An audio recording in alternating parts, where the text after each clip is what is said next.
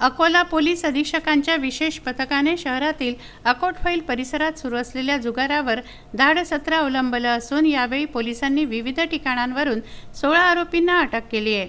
त्यांच्याकडून 1,34,000 रुपयांचा मुद्देमाल जप्त करण्यात आला आहे।